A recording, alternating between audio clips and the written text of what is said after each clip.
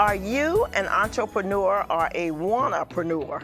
Over the last 20 years, numerous ways of making money have emerged. With the internet becoming a universal force in our daily lives, some savvy individuals have turned those opportunities into digital gold mines. I gotta do it, man. Becoming millionaires seemingly overnight. From selling quirky items online, yes, even feed pics, to renting out virtually anything you can imagine. You watch these stories unfold and thought to yourself, how can I get a slice of that lucrative pie? But let's take a step back. What about the silent majority, the other 99% who aren't looking to be the next overnight sensation, who still want to make a decent income using these new digital methods? My side hustle became my primary source of income for the last 5 years. I want to give you the scoop of the 5 lessons so you can skip the long road and get there in a fraction of the time.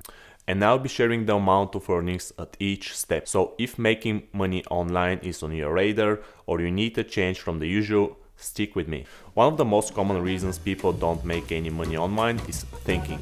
Endless thinking without action is where most dreams go to dust.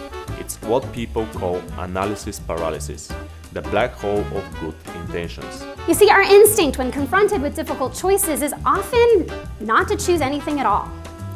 And while foregoing some tea may not seem like that big of a deal, it can be really costly when it leads us to put off or avoid more important decisions for which choosing something is better than nothing. While some are striking gold, many are stuck at the starting line, overwhelmed by the avalanche of information, options, and dreaded what-ifs. What side hustle should I choose? What if I spend time on it and it doesn't work? What if e-commerce is a better option than social media marketing? We find ourselves so stuck in one place, afraid to not make a wrong decision. Here is the uncomfortable truth. Often the specific choice doesn't matter. What if doesn't get you closer to your goal? Starting somewhere does. Each choice teaches you something vital, even if it's what not to do next time. Before we move into the 5 lessons and principles, let's address one vital rule on how making money works. You've probably heard it repeatedly: to make money you need to provide value by solving a problem. But what does this actually mean? Value is a bit of an abstract idea, as it could be anything. But to make it easier to describe, picture value as a puzzle and the problem as the missing piece.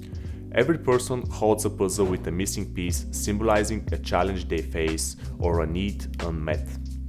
Your skills, products and services represent potential pieces to these puzzles.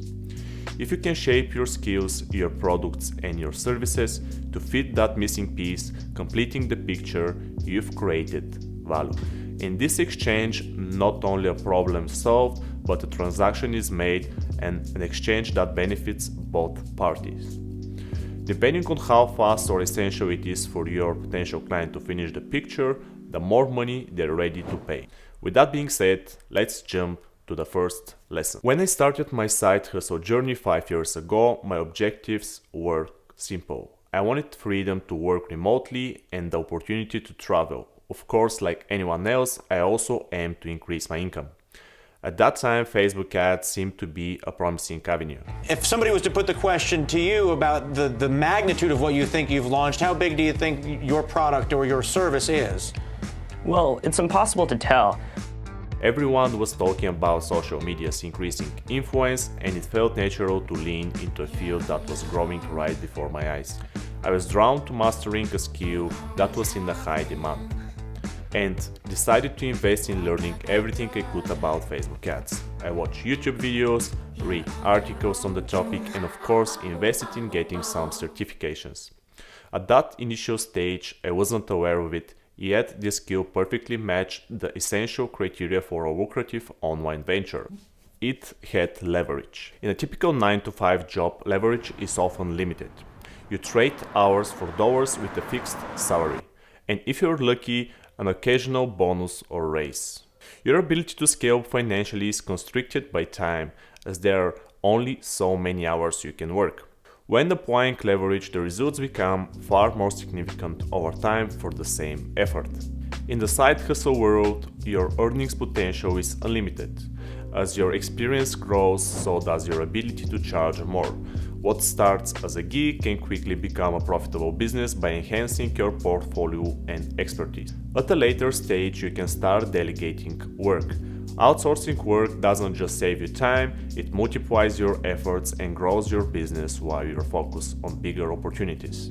With a side hustle, there is no salary cap. You decide how much you earn by how much you're willing to expand and delegate. And the best part is that most digital marketing skills can use tons of leverage. Leverage allows someone to get paid as low as $5 per hour when more experienced people make millions per month teaching social media marketing or running agencies. Going back to my story, when I started, I didn't have experience, didn't have case studies or portfolio to use. And when you don't have those, it's a number game. I began to freelance on the platform Upwork while still learning. I had no experience, no proof, and limited knowledge. I remember it was much more complicated and difficult than what I had hoped for. My days consisted of spending proposals for all types of work related to digital marketing day after day without success. Needless to say, I was slowly giving up. This is typically one of the hardest periods when you start your side hustle, as you have yet to get any results and you don't know what you're doing wrong. It takes time and a lot of figuring out. So after 2 months of persistent efforts and learning from each setback, I finally secured my first paid gig for the crazy amount of $21. It was a small start, but that first $21 was more than cash. It hinted that there is a truth to the online earning world, a tease that I could make this work. Navigating shiny object syndrome. Every beginning is tough, and it's easy to envy those who seem to effortlessly find success. I know because I've been there, hopping from one shiny new idea to another, never sticking with one long enough to actually see it succeed. It's a common trap, and many online experts don't help by only showing you the rosy side of the story. And the biggest thing a lot of them suffer from is, shiny object syndrome, is that as soon as something starts to get hard, something new looks easy. And so they jump from the hard thing to the easy thing. And really, it's just uninformed optimism. They don't show you the years of effort that go into an overnight success. Many quit when it gets hard, not realizing that's part of the journey. Think about those YouTube channels that only took off after years of quiet work, or businesses that finally hit their stride after many attempts. This is how you get through the shiny object syndrome. You need consistency. And this is why I think when starting your side hustle, it is something you genuinely find interesting. Sometimes it takes you way longer than anticipated to see the first results, which brings us to the next lesson. It's called consistency over intensity. Despite the slow progress, I kept at it, and my initial earnings grew, reaching $400 a month. It wasn't life-changing, but it was a start, a foundation I could build on. Now, if you're feeling the grind and need a change of pace, remember that your dedication is an investment. An investment that will compound not only in mere dollars, but in the skills and experience that will forge your future success. Now, let's move forward and uncover another critical lesson to boost those earnings. I made a choice, and that choice was to diverge of the usual path of freelancing, and actually I decided to get a job because I was living with my parents at the time. My starting salary was $1,000 per month. After a year and a half, this amount increased to $2,500. During that period, I also started freelancing again, which added around $500 to the total of $3,000 at the end of the month. I was earning a decent salary by local standards, but I was overworking myself. It was only sustainable for a short period of time. And I realized that I was chasing stability at the expense of my ambition. That's why lesson 4 revolves around thoughtful risk-taking. Tim Ferriss hit the nail on the head. What we fear doing most is usually what we most need to do. For an extended period, I felt like my job was keeping me, and I didn't honestly do what I wanted. So I decided that I would leave. Deciding to quit my full-time job wasn't a rash move. This was something I had been thinking about for over a year, but the majority of my income was coming from there. We are conditioned to seek security and avoid risk, yet I learned that security can hinder growth. So I went back to my old friend Upwork and I started freelancing again, sending proposals day after day. I faced months when things weren't tight and times of self-doubt. However, these challenges only made me more capable and adaptable. The most significant risk is not failing, it's the regret of not attempting.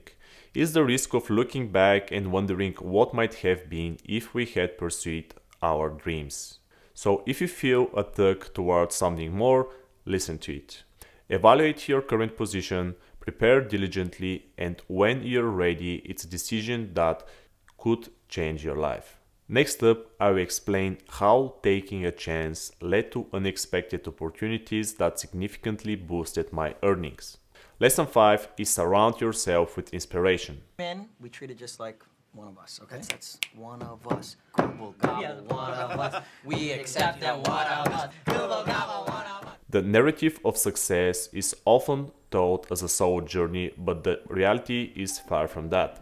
I skipped some parts of the story which we will cover now.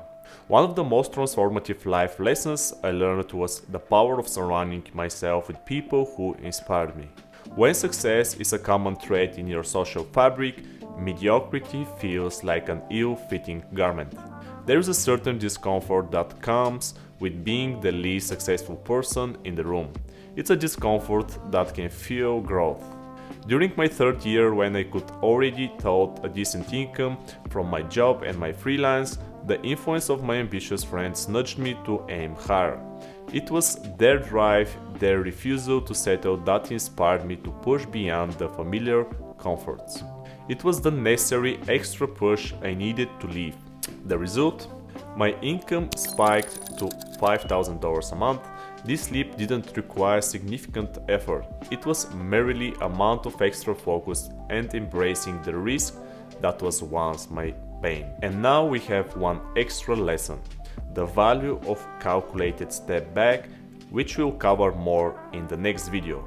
But for now, I want to say this. Sometimes progress demands a tactical retreat, a reflective step back. It's a tough pill to swallow, to work more for less, to feel the weight of people watching you, to face the anxiety within. I found myself in a familiar trap of comfort after landing an ideal client. I enjoyed a decent income and freedom to travel.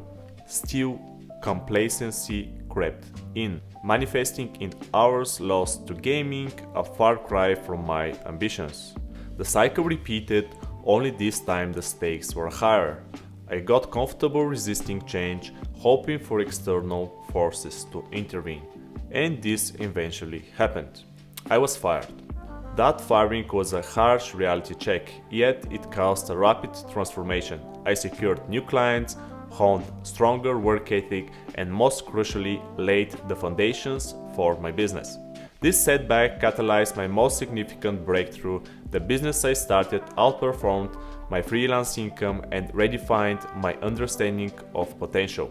For the complete revelation of how this setback became a setup for a comeback, tune into the next video where I will delve deeper into the journey of entrepreneurship and the birth of a business that broke all my personal records. Until then, remember, sometimes it's a step back that gives us the momentum for the greatest leap forward. Stay inspired, stay driven, more to come. Okay, I think this is good.